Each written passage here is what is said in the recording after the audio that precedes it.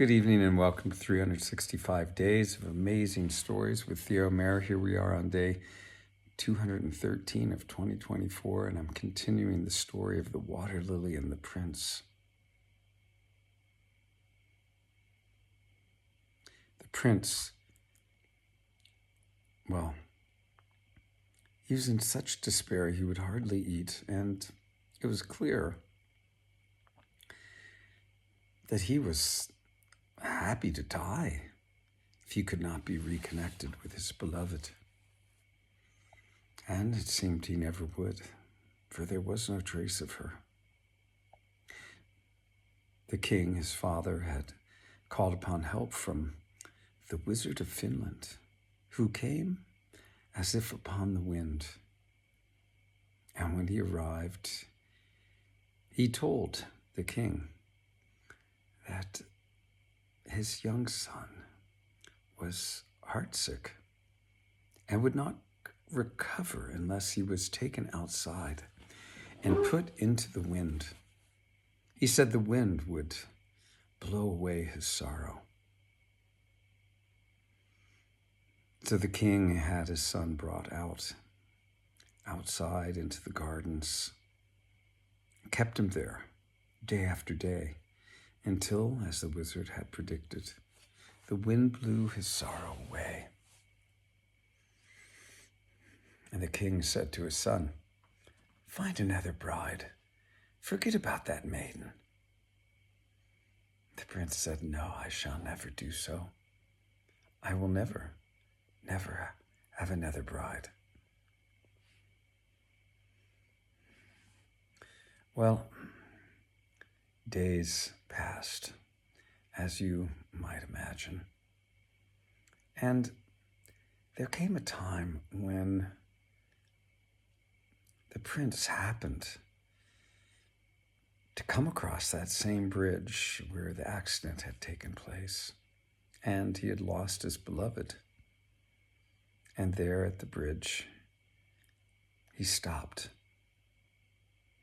sorrow again filling his heart. And as he was there, he heard as if a voice was singing. Now the words I cannot tell you exactly, but basically it said that here I lie within this river, forlorn. No one, not even my beloved, will free me from this fate. How can it be that here I suffer forever?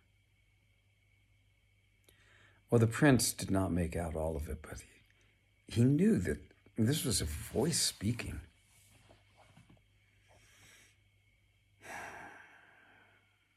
He stayed, hoping to hear it again. And in a little while, the same words were repeated. He got down on his knees on that bridge, looked over the edge, and stayed there. So he wanted to figure out where, in fact, that song, that singing was coming from. It came again. The same words. And this time, it seemed clear to him that it was coming from a beautiful yellow water lily bobbing in the current of the river. Then and there he thought, I only know of one place to go for help. I will go to the hut and speak with the young maiden's sisters. And so he did. Now the trail, over the course of these many weeks and months that had passed, had grown somewhat, overgrown. But he could still see the marks, and he made his way to the hut, tying his horse up a distance away so as not to be heard. And when darkness had fallen, he went and he knocked upon the door of the little hut where the maidens slept. The two came to the door, and they bade him enter. There was but the light of the fire and the hearth to see by, and they dare not light anything else. But in that quiet of that night they spoke with each other. And the eldest, while they were talking, made a cake and baked it over the fire. Now they knew that the prince would need to leave before morning light, but the eldest had him eat that cake and then had him lay down and sleep a bit, promising that she would awaken him in enough time for him to make his departure. While he was sleeping, he dreamt. And he dreamt that the birds were talking to him. They were telling him how silly he was for not rescuing his beloved. When he awakened, the eldest, was there shaking him. He came to and he told her what had happened, and she said, yes, that is due to what was in the cake.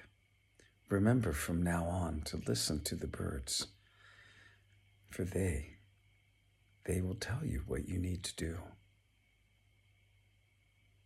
Before the sun had risen, the prince made his way out of the hut, down the trail to his horse, and began his way home. And we'll leave the story there for now.